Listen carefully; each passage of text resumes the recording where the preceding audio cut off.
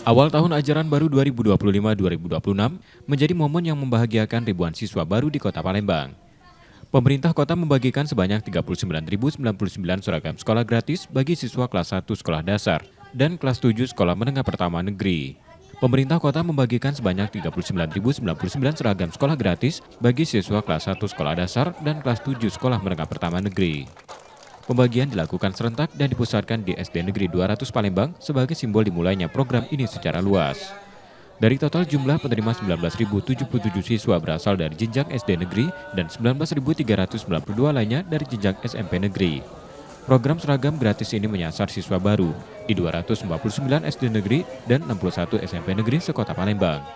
Upaya ini diharapkan dapat meningkatkan akses pendidikan sekaligus mendukung pemerataan di seluruh wilayah kota. Dan ke depan secara bertahap saya juga dari Dinas Pendidikan akan menambah lagi satu seragam yaitu pramuka. Terus ini secara bertahap kita sesuai dengan komitmen kami kita kasih seragam sekolah secara gratis.